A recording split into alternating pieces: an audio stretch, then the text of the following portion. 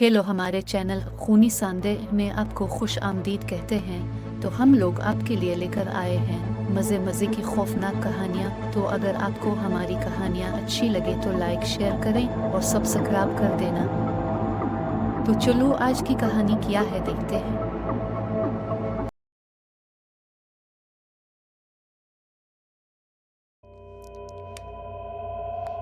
एक शहर के दूर दराज इलाके में एक घर था जिसमें डेविड और जैनी अपनी अकलौती बेटी नैन्सी के साथ पुरसुकून जिंदगी गुजार रहे थे। उनके घर एक मेड थी जिसका नाम डायना था। डायना पिछले 2 सालों से उनके घर काम करती थी। डायना की मशकूक सरगर्मियों में आए रोज छुट्टियों की वजह से जैनी डायना से तंग आ चुकी थी और उसने उसे काम से निकालने का फैसला कर लिया। ये बात जब डायना को पता चली तो डायना शदीद गुस्से में आ गई और उसने जैनी से बहस शुरू कर दी और काम छोड़कर जाने का फैसला कर लिया। जाते जाते डायना एक पुराने संदूक से गुड्डा निकालकर नैन्सी के कमरे में मिलने आती है और उसे एक गुड्डा जिसका नाम एबर्ट था, जो आम गुड्डों से बिल्कुल अलग था, तोहफे में देती है और नैन्सी को कहती है, नैन्सी, मैं तुम्हारे लिए ये गुड्डा लाई हूँ। ये तुम्हारा दोस्त बनकर रहेगा। और इसके बाद डायना घर छोड़कर चली जाती है। कुछ दिन बाद जैनी एक और मेड जिसका नाम एमिली था को इंटरव्यू पर बुलाती है और काम पर रख लेती है। जैसे ही एमिली नैन्सी के कमरे में जाती है, उसे एबर्ट दिखाई देता है जो उसे बिल्कुल भी अच्छा नहीं लगता और वो उसे बुरा भला कहती है और उसे दूसरे कमरे में रखने चली जाती है। जैसे ही एमिली सीढ़ियों से नीचे उतरती है, उसे पीछे से कोई धक्का देकर मार देता है। जैसे ही जैनी घर आती है, एमिली की लाश देखकर घबरा जाती है और फौरन डेविड को बुला लेती है। ये दोनों एमिली को देखकर बहुत परेशान हो जाते हैं। फिर कुछ दिनों के बाद जैनी एक और मेड जिसका नाम क्रिस्टीन था उसको काम पर रख लेती है। एक रात जैनी और डेविड किसी काम से बाहर चले जाते हैं और जाते जाते क्रिस्टीन से कहते हैं, क्रिस्टीन, हम बाहर जा रहे हैं तो प्लीज़ नैन्सी का ख्याल रख लेना।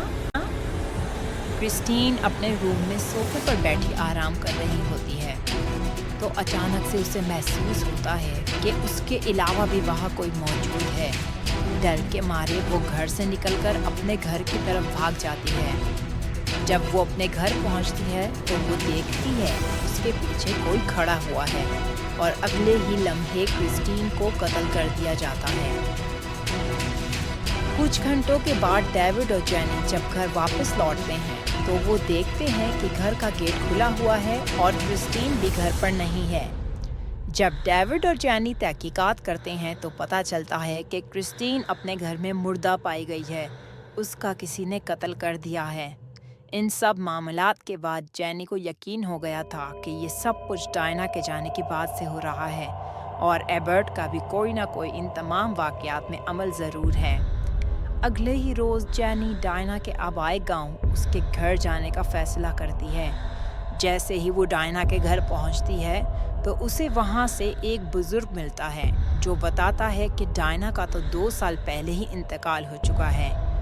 ये सुनकर जैनी के तो होश उड़ जाते हैं। जैनी के मज़ीद तहकीकात करने पर पता चलता है कि डायना एक घर में 2 साल पहले काम कर चुकी है। जैनी उन घर वालों से मिलने जाती है।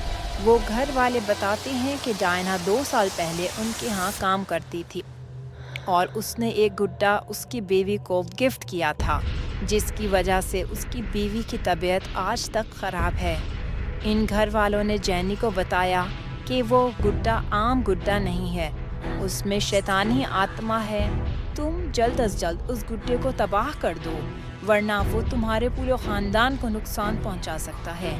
ये सुनकर जैनी अपने घर के लिए फ़ौरन निकल पड़ती है और घर पहुंचते ही नैन्सी के कमरे में जाकर एबर्ट के पेट में छुरा घोंप देती है और यूं जैनी अपने ख़ानदान को एक शैतानी गुड्डे से आज़ाद करवा देती है।